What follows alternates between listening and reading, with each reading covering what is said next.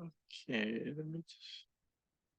Okay, so just continue on from last week, and I believe so right now I'm just going through the seven patriarchs to give you an idea, and we've gone through this before with the Shoshinge as well, but giving you an idea of how this Pure Land thought um, developed, and also how it changes when it gets to Shinran from the other seven great masters. Just a couple more people coming. Hang on.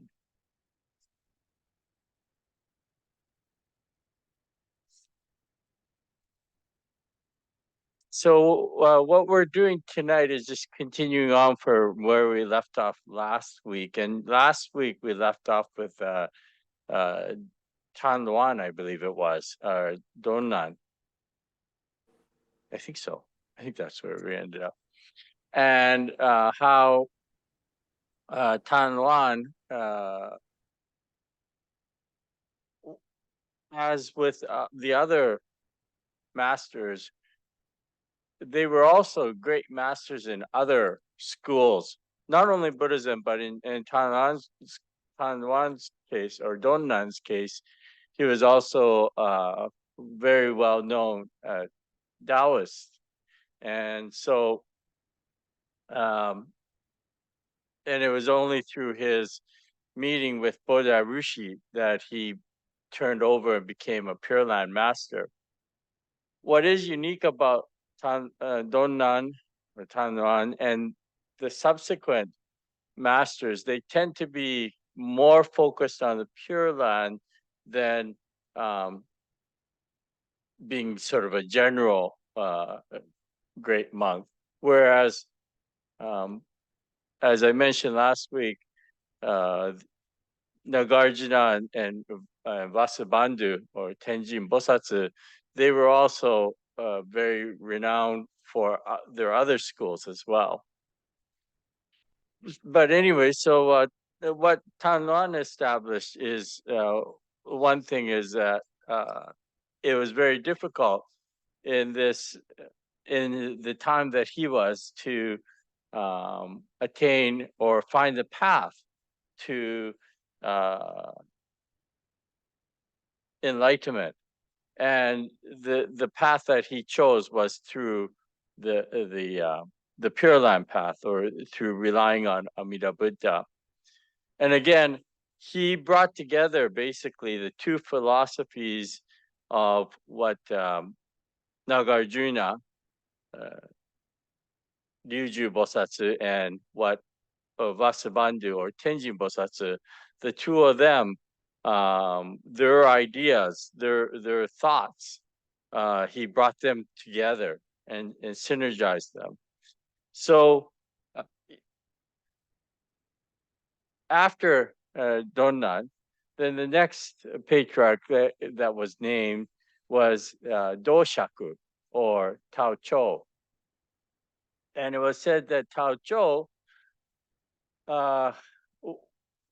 was a well-versed Buddhist monk, and he actually didn't become a Pure Land master until rather late in his life. And it was said that, I think he's at age 48. It says there, and he came across uh, uh, at this temple called Genchuji, an epitaph that was praising Donnan Daishi, or Tanluan. And so he moved to that temple and became a Pure Land monk. And it was said that he was very, very devout and recited the Nembutsu constantly. So up to 70,000 times a day.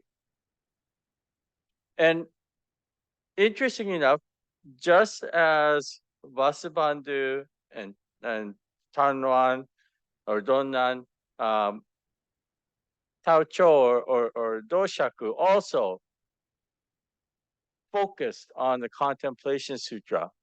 And this is something that you'll find amongst the seven masters, is that it seems like the Contemplation Sutra was the one that the majority of them focused on.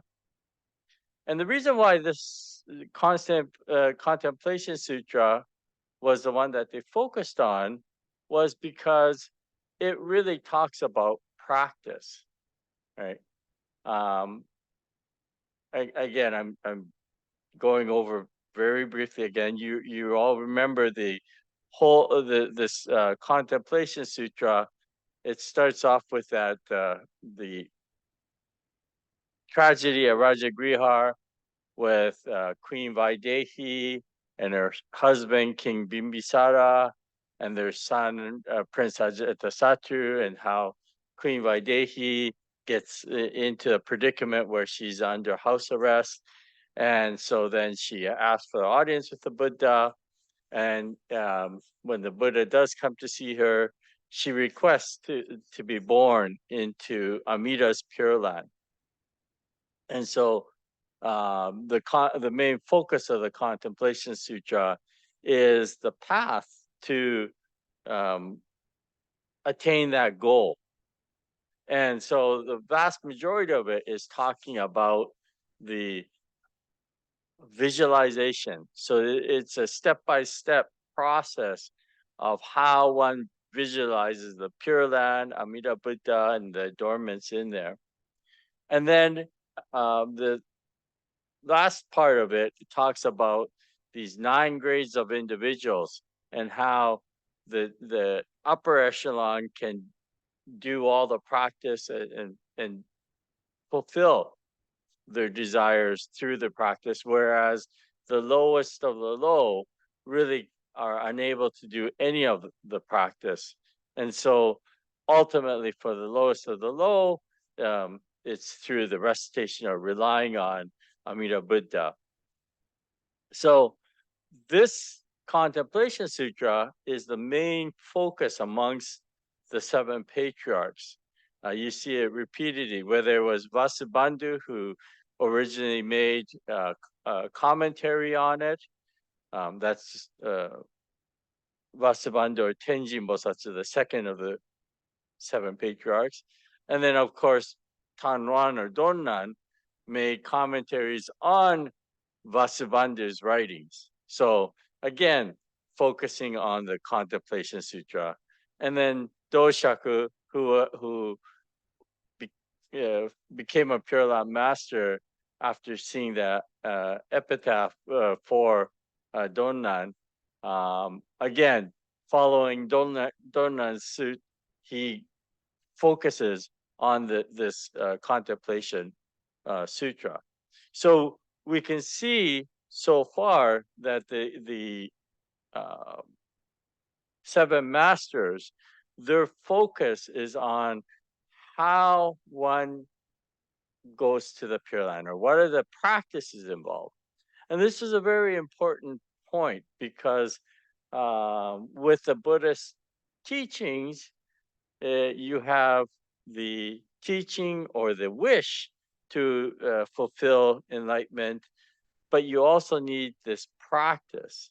And so at that time in the Buddhist history, there was a lot of emphasis on what is a right practice versus a wrong practice. And so Doshaku, when he came in, again, at that time, there was a great development happening throughout China. And one of the developments which I had mentioned in the last study session was this idea of the Dharma ages, right? And that Doshaku strongly believed that he was already in the last Dharma age or Mappo. Remember, I said there was the right Dharma age, which is the first 500 years after the Buddha passed away. Then there's what they call the semblance Dharma age, which is the next 1,000 years. And then for the next 10,000 years, you're entering what we call the Mappo, or the last Dharma age. And so Doshaku, through his calculations, firmly believed that they were now in this Mappo era. And with the different Dharma ages, of course, the right Dharma age, it was said that the teachings were relatively pure, or had remained relatively pure. And so for the first 500 years, there are those there's the teachings, there are those who follow the teachings, and then those who attain enlightenment through those teachings. Then for the next 1,000 years, the semblance Dharma age, the teachings remain, and there are still people practicing, but they're not as devout as, say, the first 500 years. So during this semblance Dharma age, there's a lot of emphasis on practice, going through the motions, basically, and not really seeing the true meaning or the depth of the teachings. And so at this time, a lot of temples are being formed, and when these temples form, they have their own set of rules and practices. So there's a great emphasis during this period of, what is the right practice versus the wrong practice. And of course, as you get different schools developing, they all claim that their practice is the right practice. Hi, Sam. Did you bring the handout from? Oh, it's the same one, but here. So, yeah, so when Doshaku came into the world, of course, at that time, he firmly believed this Mappo era. But again, Doshaku,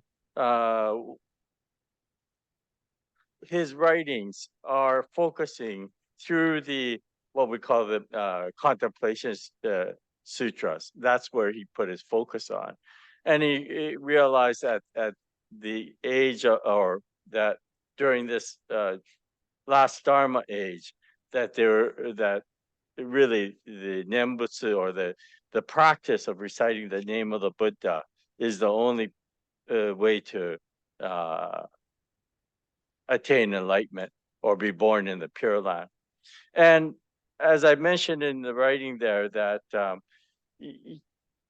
he was one of the first ones to really introduce this idea of the counting beads to practice. So he would be the one that would count each of these beads as the way to remember where he was in his practice. And I think I've showed you the more traditional beads before that have, and I'll bring it up maybe next week. I could show you again. But the traditional beads have 108 beads on them, and usually there are number of smaller beads that are sort of stopper beads. So some of the practices, there's like one on after the 7th. I think there's one after the 28th, and but some of the practices they would only do 7 times or 28 times. And then there's also multiplier. It's like an abacus, basically. It's a way of counting. And so he would use his juzu. So juzu literally means counting beads. Okay. So in general Buddhism, or in Japan, most people refer to these as juzu, counting beads. But in Jodo Shinshu, we call this onenju. O is an honorific. Nen is for nembutsu, it means to think of, and ju is the beads. So they're thinking or thought beads. And for us, they are a little different from the counting. We don't literally count the number of times we recite the Nembutsu. But what we say is that this is a reminder to us of the oneness of the universe, right? And so in our tradition, each one of these beads represents a sentient being within the universe. And if you take anyone out, you break the harmony that exists. And that the two smaller beads, we call them our parent beads. They're we honor them, and often they're gemstones.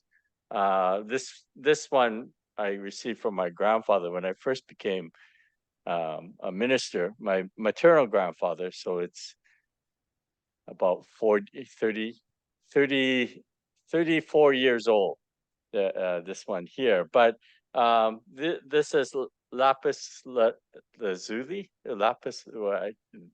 Anyways, that's what these gemstones are. And so we say the two smaller ones are our forefathers, our ancestors, our parents. We honor and respect them, but they're no more nor less important than the rest. And the large one is the Buddha, and it's held together by the Dharma, right? So that's how we what we say in Jodo Shinshu. We also usually carry these on our left hand. Um, uh, Personally, I think how there's gender discrimination. I think this is a lefty discrimination, because they say the left is usually um, the non-pure side, and the right represents usually purity. And so I think that's from a right-handed world that they say this. So you hold the Nenju in your left hand. They say, see, being a lefty myself, I think this is a left-handed discrimination. But anyways, so yeah, so that's why. Okay, Nenju. But going back to this, so Doshaku was one of the earlier monks that promoted chanting the name and counting. And the more chant you would do, the better, right? So he, in his writings, of course, he mentions that, of course, that there are in this era, that this is the best practice is through the recitation of the names of the Buddha. And then, so the next of the seven patriarchs, he's probably, for Shinran, the most important individual. And that is Zendo Daishi, or Shantal. And Zendo, actually, he became a direct disciple of Tao Chou. So in the history of Pure Land Buddhism, Jodo Shinshu, there's only two occasions where you have the seven patriarchs actually meeting up with each other. Okay, so the first is here, where Tao Chou or Doshaku and Zendo, they become direct master and disciple relationship. The only other time, of course, is Shinran and his master Honen. Okay? All the other seven patriarchs, they're spread apart in quite a bit by age, and so they didn't directly meet their predecessor, if you will, but it was through either one thing or another that led them to the Pure Land teachings. And in Zendo's case as well, the reason why he ended up going to see Tao Chou in the first place was it was said that he came across a painting of the Pure Land, and he was so moved by it that he had a desire to be born there. So when we think about the times, like today, you know, we have our modern uh, technology allows us to, you know, take a remote control and press a switch, and we can see all these vibrant colors of the TV, from movies to whatever program you're watching. I was actually talking to Sam last week. Just recently, uh, I I created a man cave in our house. Okay, well, quote unquote man cave. This actually goes back a little, few years. In 2019, I chaperoned the youth tour from Canada. And at the end of the youth tour, the kids who went on that trip, one of our last nights there, they gave me a present. And they had apparently gone out to a thrift store in Japan, and they actually found the LP album of the Beatles, Sergeant Pepper's Lonely Hearts Club Band. And so they presented me with this LP.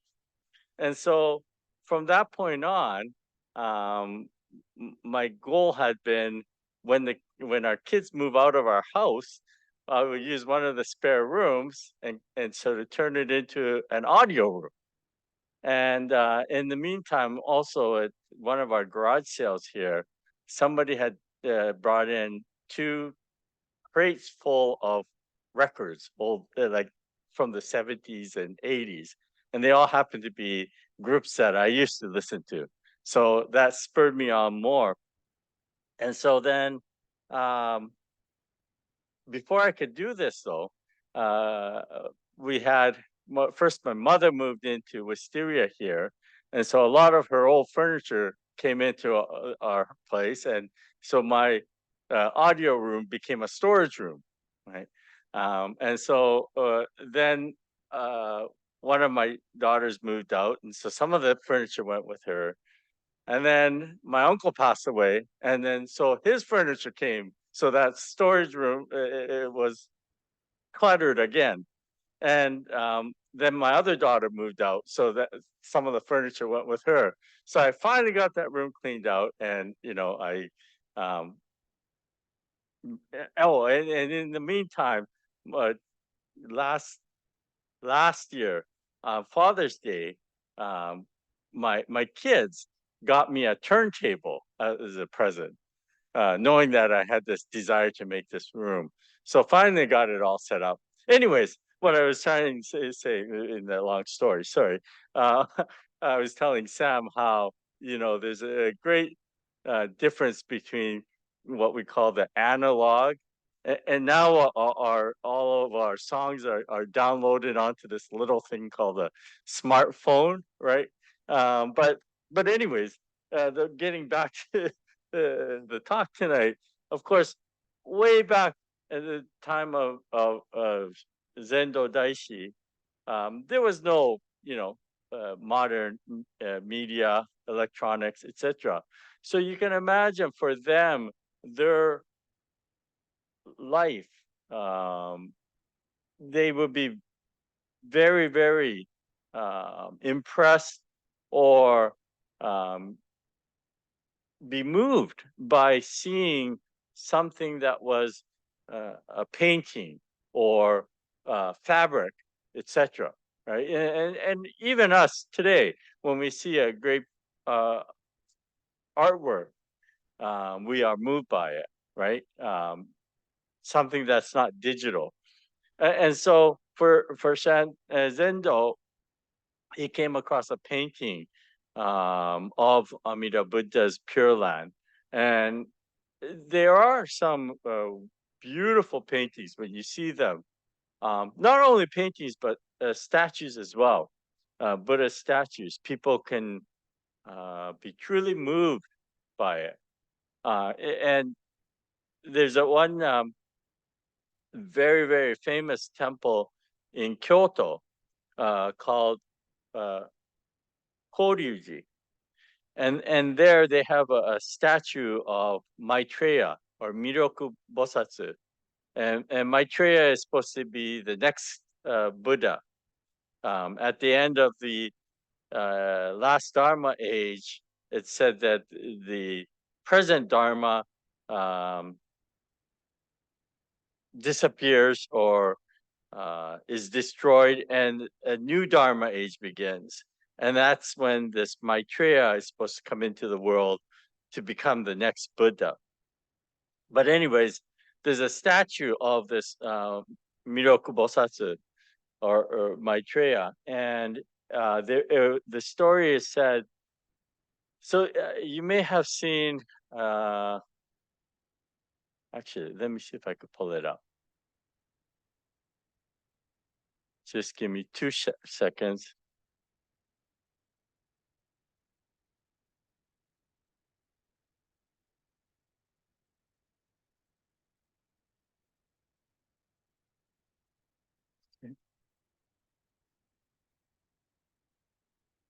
Um, I'm just going to share something with you in just a second. Oop.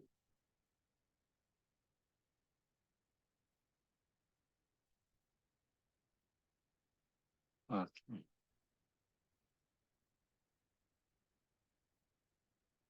Okay. Where am I? Share screen. Okay.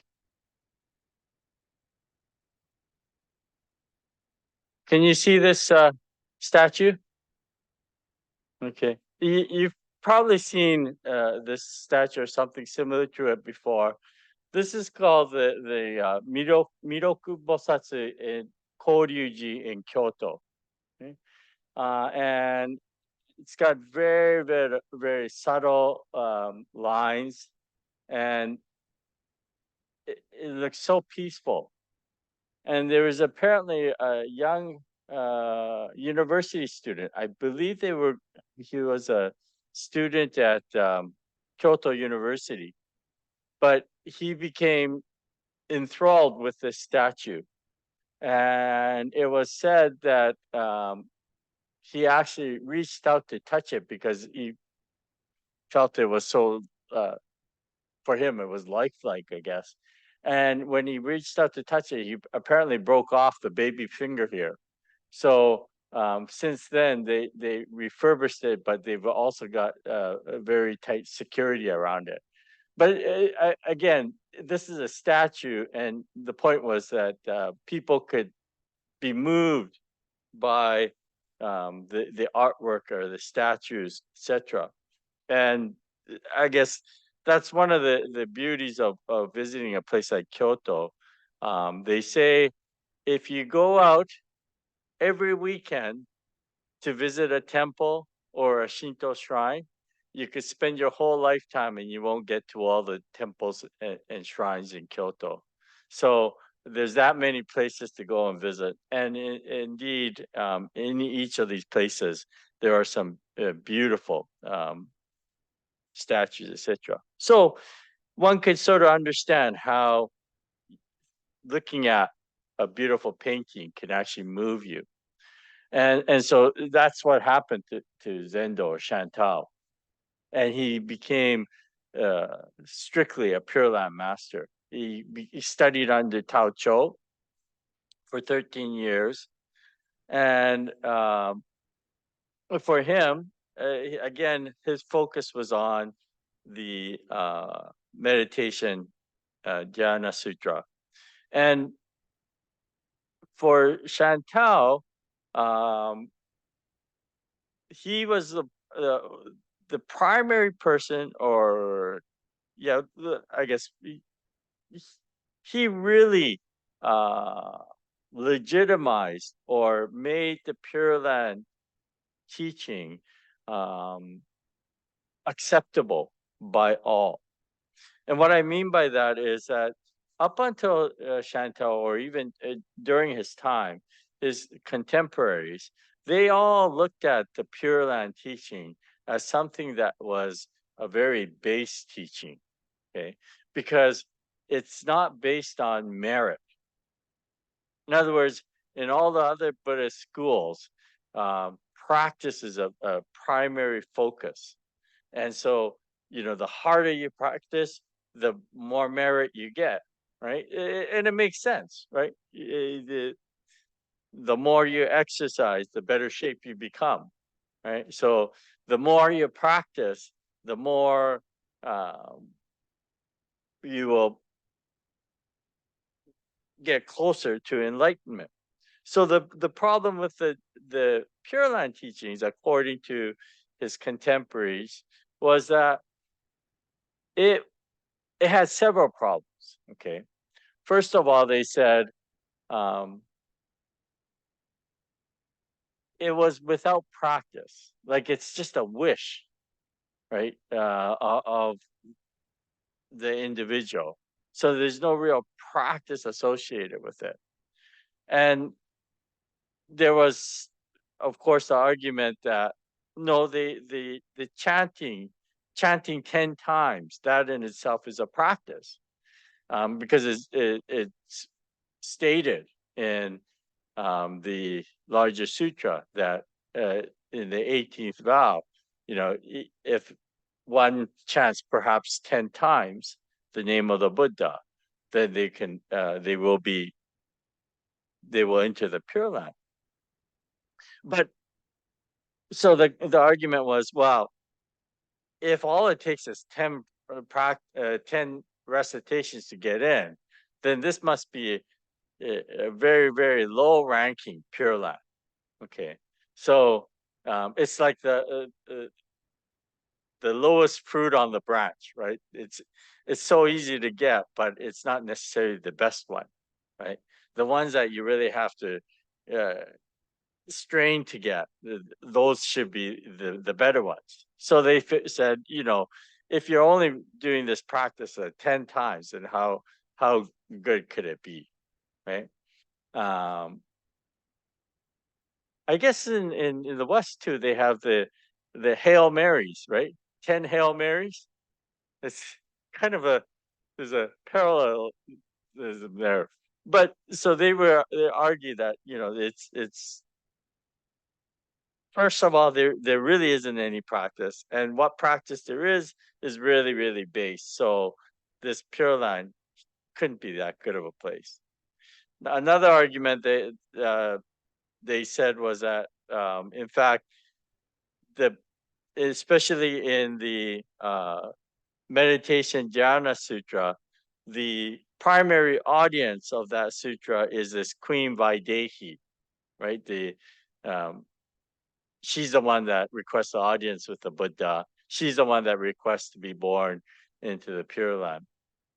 So um, it's said that Queen Vaidehi, although in the sutra she's considered the lowest of the low, because technically she tried killing her own son when he was born, but in reality she's what we call incarnated one. So she's come back to this earth as this figure to teach us a story. And in fact, Shinran actually views Vaidehi also as an incarnated being. Um, as he also looks at Devadatta, the cousin of the Buddha, and Ajatasattu, the prince. Shinran calls them all incarnated ones. He says so right at the beginning of his um, Kyogyo Shinsho, his primary work. But so some of the scholars at that time, or monks at that time, were saying that although in the sutra Vaidehi is seen to be this lowest of the low, in reality she's much higher than that, and so that's why she can recite 10 times and be born in the Pure Land. So that was some arguments as well. Um, but regardless, it was what Chantal or Zendo said was he corrected all those erroneous views of this Pure Land. So the interpretations of these other monks. Another one also that they used as an argument was that by reciting the name of the Buddha, it's like receiving a ticket to the Pure Land. Not for today, but down the road sometime. So um, that's why it is a practice, but it isn't a great practice because it's not really for the immediate, it's for down the road. But Zendo, Chantal, he was the one that clarified. And he said, no, in fact, first of all, there is great practice associated with the recitation of the name. Because he said in the 6 characters itself is the desire and the practice. And he said the desire was the Namo, the first 2 characters, which is the wish of the sentient beings, and Amida Buddha is the practice. And where this comes from, of course, is the larger sutra. Uh, well, actually, it's what's in the 17th vow that all the other Buddhas will praise the name of Amida, and that becomes the practice, is praising the name of Amida Buddha. And so this is repeated also in the Amida Sutra as well, right? That when we chant the Amida Sutra, there's a section, it's called the Roppodam. And what it is talks about 6 different directions. Okay. And it starts off with the east, and it lists a number of Buddhas in this eastern land, and they stick out their tongue. It says stick out their tongues, and they expound the praise the name of the Buddha to uh 3,000 great worlds, I think it is, or great universes, right? So if we there's a section in the Amida Sutra that is very repetitive, and it starts off with the east and lists the names of the Buddhas, and then it tells them that they're praising um, Amida Buddha, and then from the east, then it goes to the south, and then they talk about the west and they name the Buddhas there, and then the north, and then the Buddhas there, and then they talk about Nader, which is straight down, and the Buddha's there, and zenith up above, and they in each of these directions they talk about they list a number of Buddhas in that direction and how they spread out their tongue that's 3,000 universes wide or big, and they expound or they praise the name of the Buddha. So the Amida Sutra is all about this praising of the name of the Buddha, and that is the practice of reciting the name is the great practice. So Shantou Zendo Daishi emphasized this point in his writing on the his commentary on the Contemplation Sutra. Right, he mentions how there is this great practice in there, and he also talks about. So Chantal talks about that there are 5 different main right practices, and that 4 of them are auxiliary. They sort of support the recitation of the name, and they include things like chanting sutras, single-mindedly chanting the sutras, Pure Land Sutras, contemplation, contemplating on Amida Buddha, worshiping, single-mindedly worshiping the Buddha, reciting the name, and then finally making offerings. So the 4, other than reciting the name, are seen to be supporting acts, and the right act for Chantal is the recitation of the name of the Buddha.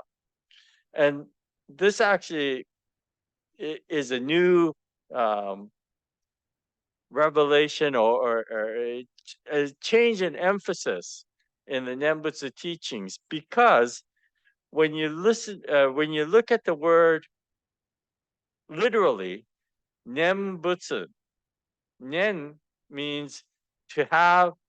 Nen is made of two characters, heart and now.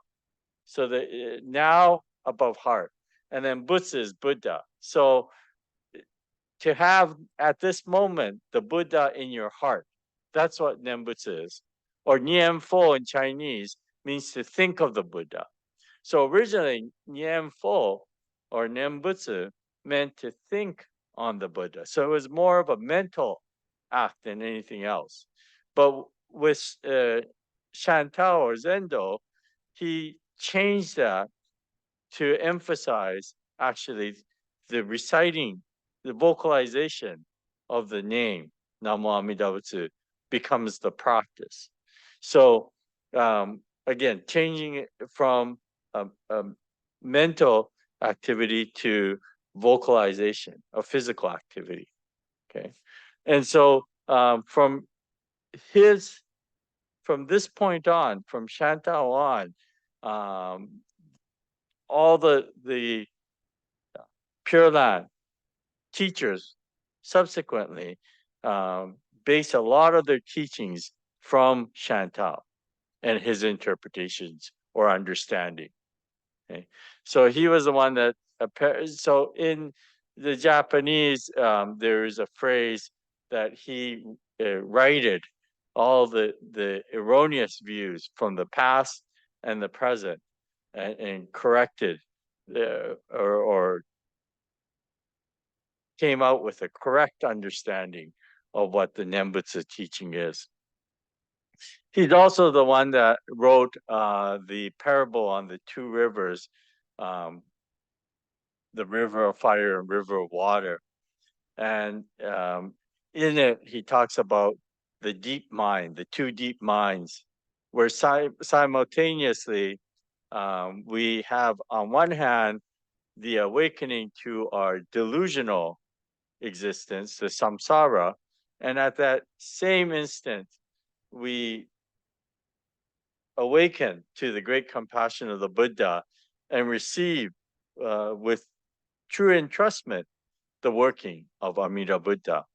And this is called the two aspects of deep faith or deep mind, Nishu Jinshin in Japanese. So for Jodo Shinshu followers, and for Shinran in particular, his interpretation or understanding of the Nembutsu is largely attributed to Zendo Daishi. Zendo Daishi and Honen Shonin are the two that really influenced Shinran greatly. So that's the great masters from China, and then we skip into Japan and we get into the two great masters of Genshin and Honen. I'm gonna stop here tonight, just to see.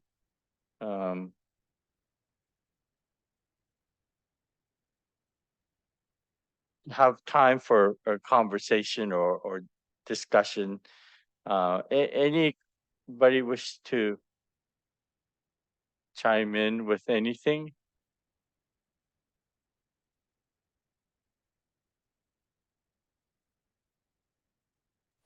Let's see. Yes, Michael. Okay, one of the things that kind of struck me in Chandel's teaching, from this point on, there is a possibility for laity to be more involved, because prior to that, everything involved mental work. And so if you were doing all these meditations, there's no way you could be a regular lay person because you spend so much time meditating. But this is sort of the seed for it being open to the laity. Is now it's verbal. Yeah, I would agree with that. Yet still, in China and well, no, no, he did pave the way, I think, to allow for a different way of approaching the Dharma. Yeah, you're right. So it's not necessarily just through a monastic practice. Um, I mean, that was developed further, by Honin and Shinran, but that sort of embryonic seed was at this point. Without yeah, that, the rest couldn't have yeah, happened. yeah. I agree. I would agree with that definitely. Yeah. Anybody else wish to? Yes. Hi, Debbie. Hi. Um, I missed last week. So this question actually goes back to 2 weeks ago. I was thinking about when Shinran was exiled, Uh huh. and I was thinking about the concept of exile, and I wasn't able to find much information about that. I was wondering how that would actually work. Because, when you see depictions of them being sent to the north, they were separated. Shinran had, I'm sorry, I'm forgetting where he was exiled to. But how would somebody have escorted them? How would exile work back then? Okay. Like, So, it's funny because exile was almost as bad as a death penalty back then. Okay, so usually what when somebody was exiled, they would be given a very a small ration of food, and then they were expected to sustain themselves after that. And so what happened for a lot of these people that got exiled, um, what happens with exile is, or who gets exiled would be generally um, people who are quite well known but have fallen out of favor with the courts. It could be aristocrats. It could be people who were higher, um, yeah, higher in society. But with the warring factions going on, if you fall out of favor with the courts, that will be a punishment. So on the surface, it looks not as bad as a death penalty, but in reality, it was very much like a death penalty because with this, a lot of these aristocrats would be used to having people tend to them, servants, etc. Well, now you've taken your social title completely away from you, and you become an outcast of society. Okay, so you're basically branded as an outcast. And so generally what would happen if they're exiled, um, if they're sent to some outreaching part, uh, they they generally wouldn't survive the one winter, because they don't have the means to sustain themselves. They're only given a small stipend of food initially, and then B, back then, um, there was a very strong uh, village mentality. Actually, it's interesting because here in Steveston, that actually existed too, right? Because there's a small fishing village, so there's you get this strong bond within the village, but if an outsider came, they would be seen literally as an outsider, and generally they probably wouldn't be as well received. But on top of that, if you're an outcast, then there's no way you would be received. So Shinran's case and Honin's case are very unique, or probably rare, compared to others who experienced this exile process. And the reason why they were unique was that by the time the exiles occurred, there was already a strong foundation of Nembutsu followers throughout Japan. Okay, so there's already a network of followers throughout Japan. And that's why when Shinran went to northern Japan, that's where he met his wife and got married. And that's because she was already a Nembutsu follower before he went there. So it's like they already have this underground network, if you will.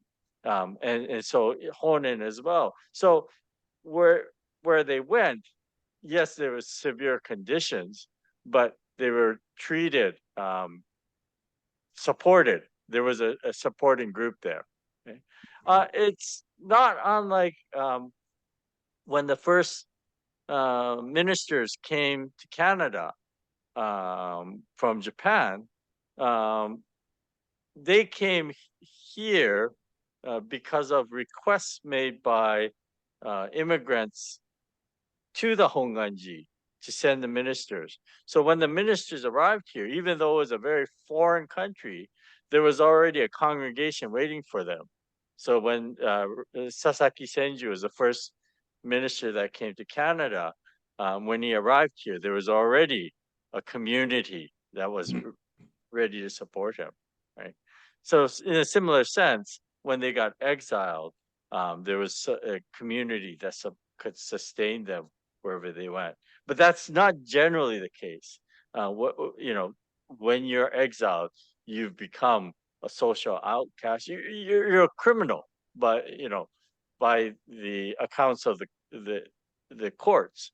So as a criminal, you obviously would not be well accepted, right? Okay, thank you. Yeah. Any other questions or comments or? Sensei, Yes. I was just wondering, would part of the reason why things went better for Honen and Shinran was the message that they were giving was a message of hope for people who previously didn't really have much hope of connecting with the Dharma. So they were sort of giving something positive, even though they were supposedly exiled for being criminals or whatever else. Yeah, so by the time so let's put it this way, Shinran was a disciple of Honen's for 6 years before the exile happened. Okay, so and the Nembutsu Honen was teaching the Nembutsu teachings prior to that as well.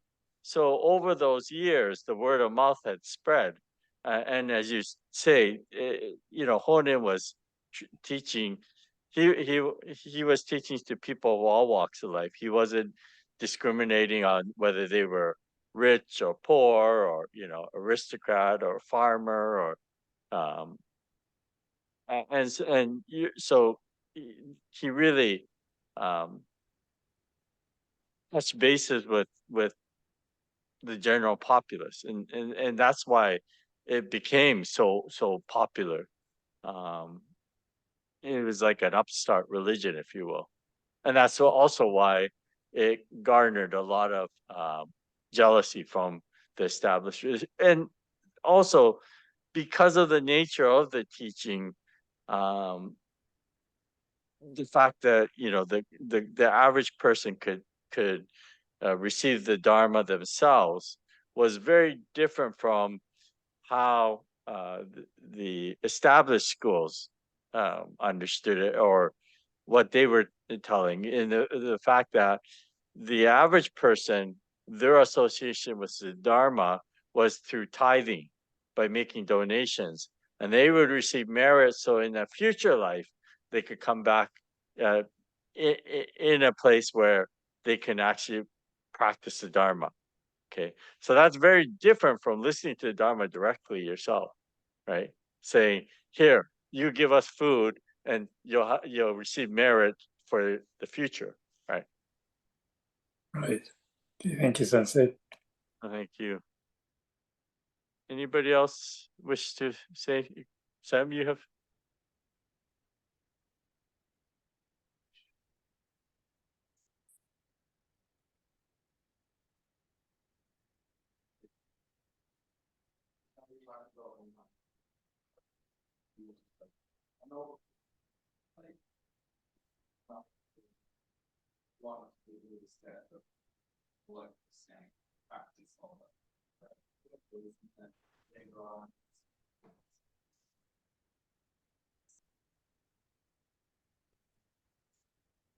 Yeah, well, actually, there's a political background. So, Sam, who's here at the temple, asked whether this is where mass ordinations can come into place. Um, Actually, the whole temple system in Japan was solidified through what we call the Tokugawa shogunate. Okay, so right now in Japan, although it's changing more recently, by and large they were based on what they call a danka system. Danka system. Danka means certain families belong. Well, it's a membership, basically membership to the temple. Okay, and this really came about or was solidified during the period of Tokugawa Ieyasu. Tokugawa was one of the shogunates during the Kamakura period, and in fact, the Tokugawa shogunate era spanned quite a long time, many generations. But one of the things that they were very much against was the introduction of foreign countries. Okay, so they became sort of an isolated society. Japan became very isolated. They didn't want to do trades with other countries, and they also didn't want to have outside religions come in. So the government actually started forming registries at temples, and so you had to register at a temple, and you had to have Buddhist funerals to prove that you were Buddhist. Okay, so it wasn't necessarily um, a religious for religious purposes. It was more um, to make sure that you were not quote unquote Christians. So there was persecution of Christians, is what it was. Okay, so to prove that you weren't Christian, you would have a Buddhist funeral. So this is why 99% of Japanese have Buddhist funerals now, because they all had to, right? And that's also why in Japan it's more traditional when you ask, what's your religion? The standard answer is our house belongs to. Not not I belong to, but you know our house belongs to, or my family belongs to. It is a more common way of answering. ではないでしょうか、橋本さん。Oh, you have to unmute. You're muted. Oh, まだミュートしてる。Okay. Oh, no, そう okay. そうです、先生。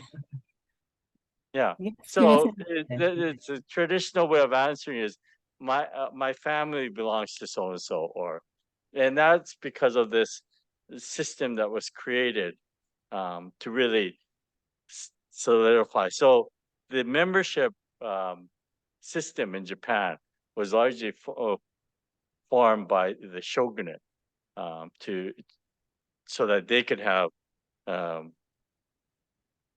numbers. They know exactly who's where and belonging to where. うん Okay, so if there's no other questions, we'll go on from here next week.